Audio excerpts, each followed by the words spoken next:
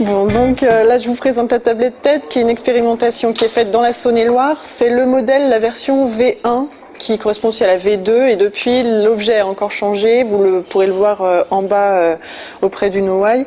On est passé à une V3 qui a encore changé de format. Donc je vais pouvoir vous la faire passer pour que vous voyez à quoi elle correspond. Et je vais vous montrer aussi du côté professeur à quoi cela ressemble. C'est-à-dire que le professeur, pour gérer les tablettes, lui, il a un logiciel sur l'ordinateur qui lui permet d'envoyer les cours, de préparer les cours, de ramasser les exercices, etc. Donc c'est une interface qui est très très simple.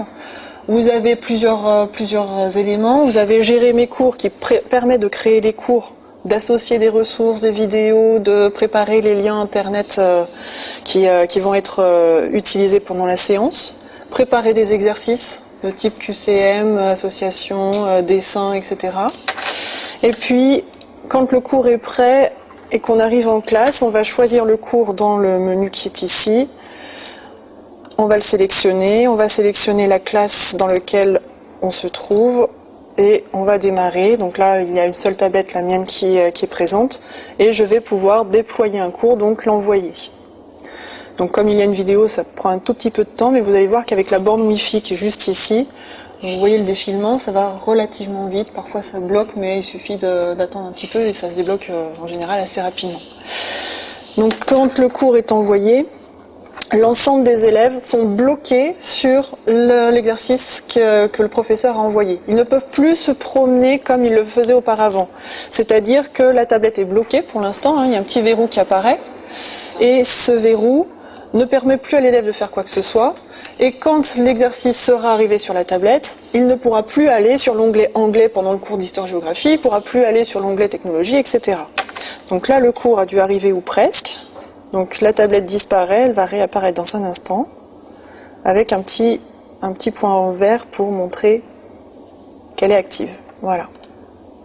Donc là, ce qui est fait sur la tablette, ce que l'on voit sur la tablette, c'est ceci. Je peux projeter ce qui est sur la tablette d'un élève, et vous allez voir un point rouge. Donc quand quelqu'un appuie sur la tablette avec son doigt, on voit le point rouge sur l'écran, et on voit ce qu'il fait avec. Donc on peut suivre, on peut comprendre depuis le poste informatique ce qu'un élève en particulier, ou tous les élèves d'un coup, font sur leur tablette. L'élève voit l'ensemble des cours qui lui ont été envoyés. Il voit la trace écrite qui a été confiée par le professeur, donc en général les consignes qui ont été données. Un certain nombre de ressources peuvent être glissées là, et un exercice, là il est en cours parce que je l'ai déjà lancé plusieurs fois sur ma tablette. Donc si vous voulez bien y aller, sur en cours, on a l'exercice.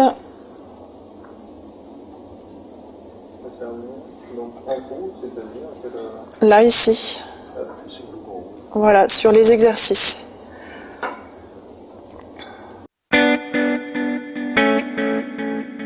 C'est du Wi-Fi. Dans l'établissement, et en fait, une fois que le cours est envoyé, si on n'utilise pas de lien internet, on peut très bien couper la borne Wi-Fi pendant le cours et ne la remettre que lorsque l'on veut récupérer les exercices. Donc là, vous avez l'interface dans laquelle l'élève peut avoir d'autres consignes, peut avoir aussi des ressources, une vidéo qui peut être lancée. Je ne peux pas vous la montrer à l'écran, si elle est lancée sur la tablette, on aura un écran noir, nous, à la place. Et puis si vous faites défiler vers le bas pour la personne qui a la tablette, on va voir les exercices, l'espace de saisie de la question. Voilà. Donc voilà comment se présente la tablette et ce qu'on peut faire avec concrètement avec les élèves. Quand on arrive dans une zone de saisie de texte, le clavier apparaît, on peut commencer à taper son texte. Alors je vais reprendre la main sur la tablette. Je vous la verrouille pour l'instant. Donc en un seul clic, je peux verrouiller sur une tablette ou sur l'ensemble de la classe. Je vais déverrouiller. Ici, j'ai la même chose, verrouiller, où je peux projeter comme tout à l'heure. Et là, je verrai toutes les tablettes les unes à côté des autres apparaître. Donc j'ai une vue d'ensemble sur ce que les élèves font avec la tablette. Alors, pour la présentation qui m'était demandée aujourd'hui, on me demandait d'insister sur la différenciation. Donc je vais vous présenter 2 ou 3 activités qui ont été faites avec les tablettes l'année dernière, sachant qu'on était dans un format d'expérimentation, donc des choses ont marché, d'autres ont moins bien fonctionné, puis on a demandé des adaptations progressive. Je vais vous présenter 3 démarches, une en géographie sur habiter les littoraux, donc en 6e, à partir d'une étude de cas sur Punta Cana. Là, on est dans une logique de travail coopératif. Ce que chaque groupe d'élèves aura fait permettra au final de constituer la trace écrite du cours. Le travail qui a été confié sur les tablettes, là vous avez à chaque fois la trace écrite dans la partie centrale de la tablette qui est indiquée. Et en fait, chaque tablette, chaque élève, en fonction du groupe auquel il appartenait, en fonction des difficultés qui avaient été observées auparavant sur certaines capacités, ont eu une mission différente durant un quart d'heure, 20 minutes pour faire l'activité. Pour certains qui sont toujours gênés sur la présentation d'une photographie, si localisée et située, ils faisaient partie de ce groupe-là. Ceux pour qui il était nécessaire de renforcer la description d'une photographie faisaient partie du deuxième groupe. Ceux qui avaient des grosses difficultés sur le prélèvement d'informations, sur des documents de nature différente, étaient dans l'un des trois autres groupes et on utilisait d'autres ressources comme un dictionnaire, comme un lien internet, comme la calculatrice. Donc l'association des différents travaux nous permettait d'avancer dans le cours et en même temps on travaillait des points faibles de chacun des groupes de la classe. Donc ça c'est la première chose. L'ajout de la tablette, c'est qu'on n'a pas à gérer plusieurs types de photocopies en fonction des consignes qu'on va donner à plusieurs. On a préparé 5 cours, on peut envoyer 5 cours à 5 groupes différents, ça se fait en 5 manipulations, autant de manipulations que de groupes. Le deuxième aspect, c'est qu'on peut confier une mission à un élève, le mettre dans un groupe, et puis s'il a fini avant les autres, lui envoyer le cours d'après. Donc une autre session de travail pendant que les autres terminent l'activité principale. Donc il n'y a pas d'élèves qui sont en temps mort à attendre que les autres aient fini. L'autre avantage aussi pour la tablette, c'est qu'on a différentes ressources possibles. Il y a des pages du manuel qui est implanté dans la tablette, donc Nathan en histoire-géographie. Je vous ai parlé de la calculatrice, il y a le dictionnaire, il y a la photographie que j'ai rajoutée, il y a aussi la page internet dans laquelle ils avaient aussi des informations. Et là, je leur donnais un document sur support papier où ils avaient des textes en complément.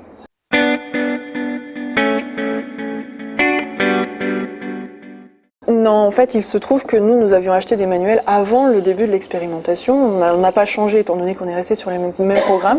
Donc, ils ont leur manuel papier et ils ont aussi les manuels qui sont implémentés dans les tablettes, qui ne sont même pas d'ailleurs celui que nous avons dans notre établissement. Là, le consortium, c'est le CGER et donc c'est Nathan qui participe.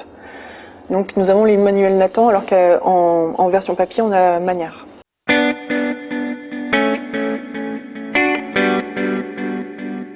Voilà, pour l'expérimentation, il y a 4 matières pour lesquelles il y a les manuels. Ça fait partie de l'accord avec le consortium, mais à terme, c'est envisageable. À condition, alors nous, on les a en chariot qui restent dans l'établissement. Donc il faut quand même une dotation individuelle si on attend une lecture du manuel dans les familles. Ça, c'est encore autre chose. Et je vous montrerai d'ailleurs, à partir de l'interface que moi j'ai, je peux projeter le manuel numérique directement depuis cette interface. Je peux lancer le lien directement. Donc, je n'ai pas à ouvrir Internet, composer le code, etc. C'est directement implémenté là-dedans. Voilà, et puis l'idée, c'est que le manuel qui est disponible sur les tablettes devienne progressivement un manuel vraiment numérique. Ce n'est pas que la version PDF, mais une version interactive avec un supplément d'informations.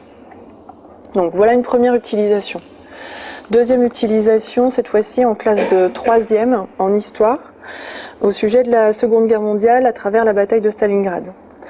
Cette fois-ci, le but qui était fixé, c'est on travaille par tâches complexes, on donne une consigne large qui consiste à faire un texte organisé qui montre que cette bataille est un épisode d'une guerre totale et d'anéantissement et de montrer que c'est aussi un tournant dans la guerre. Donc on fixe plusieurs objectifs pour le texte, ça fait beaucoup, mais on réinvestit la guerre totale qu'on a déjà vue sur la Première Guerre mondiale. Pour la guerre d'anéantissement, on a différents documents qui le montrent et on a, pour le tournant, une frise chronologique, on a des éléments qui sont apportés dans les ressources. Donc ils ont des ressources, là j'avais conservé pour éviter de gérer plusieurs endroits, parce que là, dans les premières configurations, on ne pouvait pas mettre toutes les informations au même endroit. Là, j'avais dit qu'une partie des documents se trouvait dans le manuel papier. Donc ils avaient le manuel papier, la tablette, ils écrivaient sur la tablette, ils utilisaient la vidéo qui était présente sur la tablette. Donc c'est ce que vous avez sur la tablette à l'heure actuelle. Et puis j'ai pris en considération le fait que les élèves pouvaient être en difficulté, bloqués complètement sur l'activité, voir tous les documents, se trouver sous l'accumulation de données, ne pas savoir quoi faire pour arriver à l'objectif. Donc il y a plusieurs solutions. La première, c'était de rester sur le cours numéro 1, donc la tâche complexe, si on a un texte à rédiger, ou bien rester sur ce cours et envoyer un fichier, Je peux envoyer un fichier à un élève, un fichier d'appoint. Là, il s'agit d'un fichier PDF qui correspond à une carte mentale qui montre en quatre branches quels sont les types d'interrogations qu'il faudrait avoir sur ce sujet-là pour les aider, les aiguillonner sur ce qu'ils vont devoir réaliser et comment ils vont organiser les informations. Donc là, normalement, sur la tablette, vous avez le PDF qui a été reçu. Et si je projette, voilà à quoi ressemblait le document. Donc bien sûr, vous avez je dois voir aussi la possibilité de zoomer dessus. Non, bah non, je suis bête. C'est vous qui avez la main sur le plus et le moins. Et donc, ils ont quatre branches. Le qui, le où, le quand, le comment, pour qu'ils pensent à ces informations-là pour l'introduction. Ceux qui montrent que c'est un épisode d'une guerre totale, ils ne sont pas perdus par rapport à ce qu'ils ont fait sur la Première Guerre mondiale. Et puis ensuite qu'ils creusent donc les différents points. Donc voilà la première solution, la première alternative. La deuxième alternative, c'est d'envoyer cette fois-ci un autre support, les mêmes documents, on reste avec les mêmes documents, mais pour les élèves qui paniquent vraiment et qui ne sont pas aidés avec la carte mentale, de leur proposer un questionnement sur les différents documents. Et le questionnement les invite progressivement aux 3 étapes attendues dans le texte. Donc voilà la trace écrite obtenue, à gauche par un élève qui a travaillé avec la consigne de départ, avec l'aide de la carte mentale, qui a rédigé une introduction qui explique ce que c'est que la bataille de Stalingrad, comment elle s'est déroulée, où, quand et quelle a été la mobilisation. Et ensuite, elle a fait un premier paragraphe sur la guerre totale, un deuxième sur la guerre d'anéantissement, un troisième pour montrer que c'était un tournant dans la guerre. Et ensuite, on peut retravailler le contenu, mais on a ce type d'exercice, tandis que pour d'autres élèves, ils ont répondu à des questions. Vous voyez ici, là c'est pour la vidéo, et vous avez les réponses des élèves, une partie des réponses des élèves, parce que là, en fait, le cursus est beaucoup plus long. Donc, tous les élèves ont travaillé, ils ont tous travaillé, ils ont tous insisté sur les différentes connaissances qui étaient attendues. Pour certains, ils ont pu renforcer ce qu'ils savaient faire sur un texte organisé. Pour d'autres qui étaient plus en difficulté, ils ont quand même prélevé les informations dans les bons documents. Ils ont fait la synthèse parce qu'à 2 ou 3 reprises, je leur demande de comparer les informations de plusieurs documents pour arriver à un travail un peu plus complexe dans le prélèvement d'informations. Donc à terme, quand on passe à la correction, je suis partie d'un texte qui était moins élaboré que celui-ci. Ceux qui avaient travaillé sous la forme d'une tâche complexe pouvaient dire sur la forme, moi je n'ai pas fait comme ça, j'ai mis cette information à cet endroit-là et pas à cet autre endroit. Voilà dans quel ordre j'ai traité les informations. Et ceux qui avaient travaillé à partir du questionnaire et donc qui avaient peut-être une lecture plus approfondie des documents ont pu dire là je suis pas d'accord, dans le texte on voit que c'est, je vais dire n'importe quoi, 500 000 hommes, moi dans la vidéo j'ai entendu que c'était 1 million. Je donne n'importe quel chiffre mais peu importe. Donc pouvoir insister sur les données factuelles. Et ainsi, tout le monde peut participer aussi à la construction du cours et chacun a travaillé en fonction de là où il en était dans les capacités.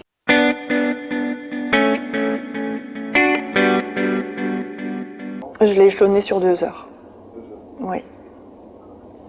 Elle a été réalisée sur 2 heures et on a eu des petits soucis au début du fait on était dans l'expérimentation des tablettes et on avait des petites difficultés techniques pour lancer un poids lourd sur la vidéo.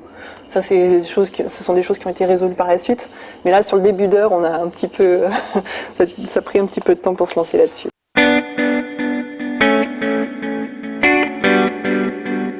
Non. Je peux projeter, je peux verrouiller les tablettes. Là, ça y est, elle est bloquée, il ne peut plus rien faire. Donc je peux dire aux élèves, bon, maintenant vous m'écoutez, on passe à une autre activité, je verrouille les tablettes, ils sont reconcentrés vers le professeur. Mais non. Ou autrement, en fin de séance, la seule chose que je peux faire qui prennent la main vraiment sur les tablettes, c'est même s'ils n'ont pas fini leur exercice, je collecte, donc je ramasse les exercices et je constate où ils en sont concrètement.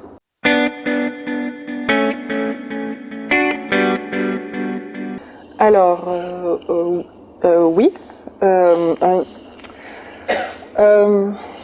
peux vous en mettre une où les élèves, en fait, on avait vu en géographie en début d'année de 6e, dans le chapitre sur mon espace proche, ce que ça voulait dire habiter.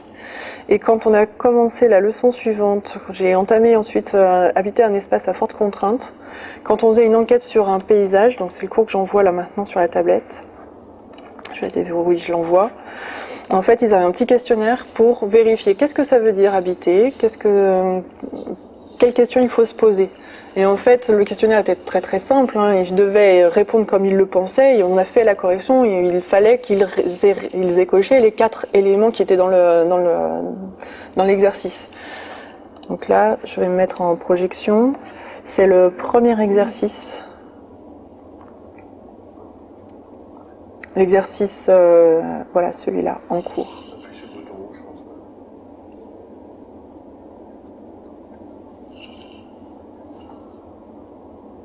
Il faut appuyer, franchement.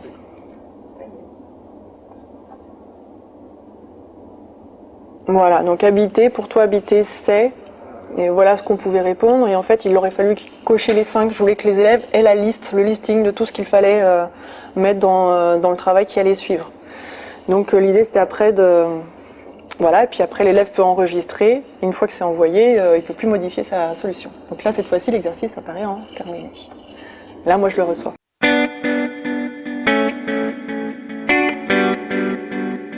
Alors oui, la tablette, la version 3 de la tablette le permettra encore plus, dans la mesure où on va pouvoir vraiment demander des productions, séparer des exercices, et l'élève pourra même choisir, je veux répondre sous la forme d'un dessin, je veux répondre sous la forme d'un texte, d'un tableur, etc.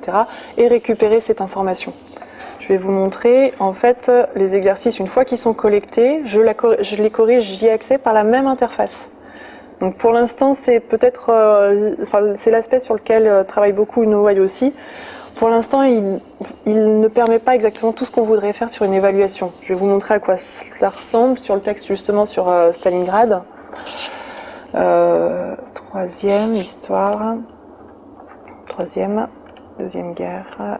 Sur Stalingrad, par exemple, en troisième 2. Voilà, c'était le texte de Clarisse qu'on avait en ligne. Voilà à quoi correspond. Pour l'instant, la correction se présente sous la forme d'une feuille qu'on va pouvoir imprimer. Ce qui est satisfaisant pour un rendu pour l'élève, mais pour la notation et puis pour l'évaluation du socle, on a besoin de... Il y a aussi peut-être le fait de délivrer des aides comme vous l'avez fait, le PDF, le fichier annexe, ça peut aussi vous donner des éléments. Voilà, des aides. Exactement. Ouais. Mais là, pour le coup, c'est pas... Donc là, c'est en séance qu'on évalue, plus que sur le plan.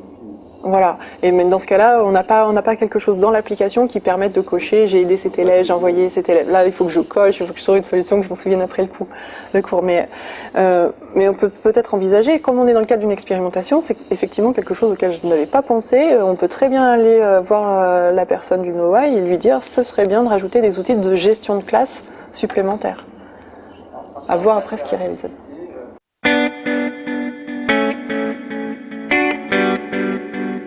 Non, pour l'instant, il est encore obligé de lever le doigt, ou j'utilise maintenant un tétraèdre, donc il met le tétraèdre dans le bon sens, mais...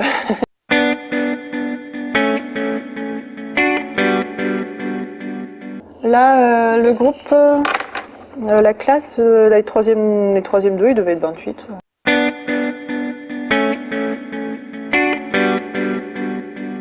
Oui. Oui.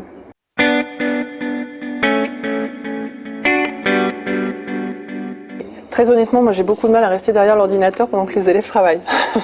Donc je continue à me déplacer, à aller voir les élèves. Juste une chose au sujet des tablettes. Maintenant que le cours est terminé, je peux débloquer la tablette. Je vais aller sur enseignant. Donc je vais quitter la classe en laissant la session ouverte, mais je pourrais même éteindre totalement la tablette en fin de cours. Ça permet de gagner du temps pour ranger les tablettes ensuite. Et donc là maintenant, l'élève peut faire ce qu'il veut sur la tablette. Et donc sur la tablette, on va trouver les manuels. Je vais peut-être juste reprendre la tablette un instant. Merci.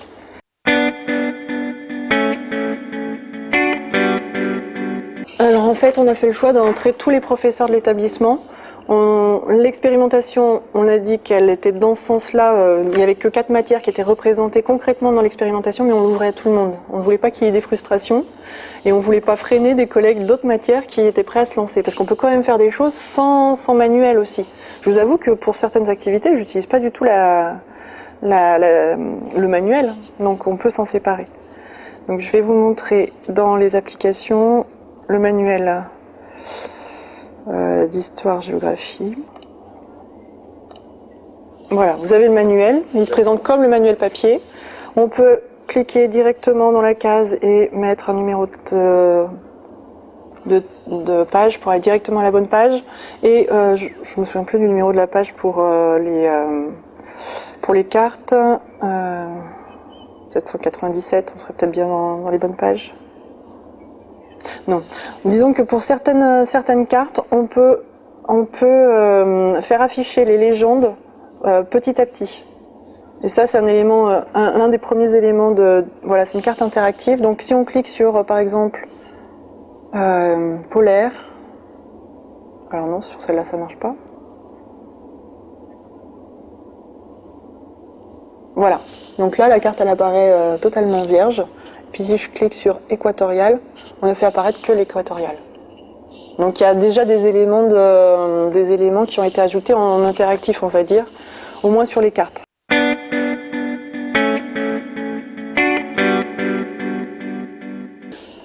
C'est du PDF amélioré. Voilà, c'est ça.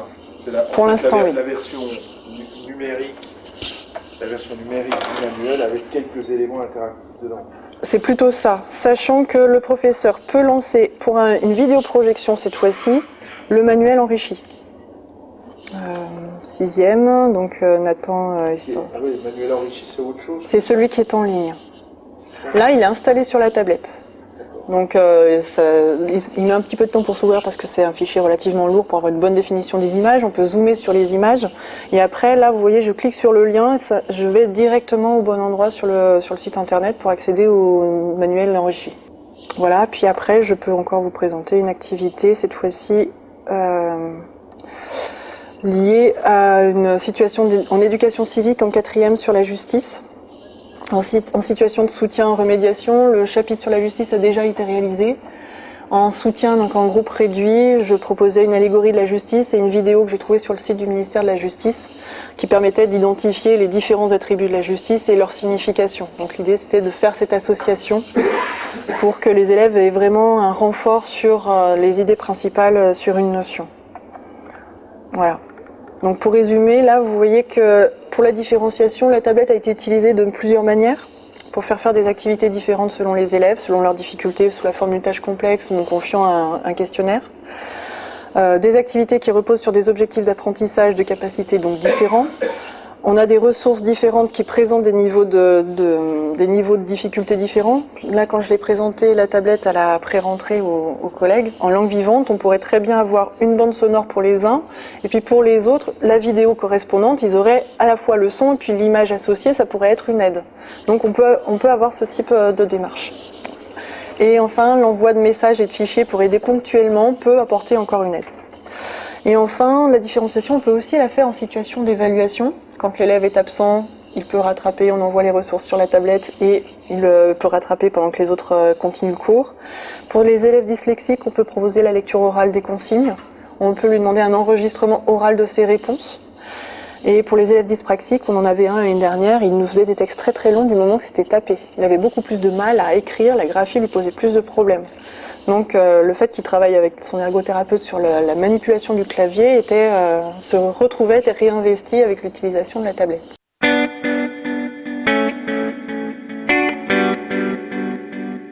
Alors pour l'instant, avec les possibilités du logiciel, celui-ci non, pas concrètement. Mais on peut très bien faire un lien vers une page de travail collaboratif. Je pense à un Etherpad, un TitanPad.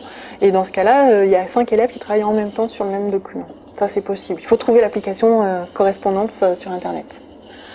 Donc on avait essayé là pour le coup, c'est pas la tablette qui était en défaut, c'est TitanPad qui fonctionnait mal. Donc les élèves n'ont pas pu le faire, ils ont utilisé les ressources de la tablette et ils ont fait ensemble sur papier pour compenser. Mais ça aurait été plus pratique, plus propre, on aurait pu plus rajouter des informations dans TitanPad.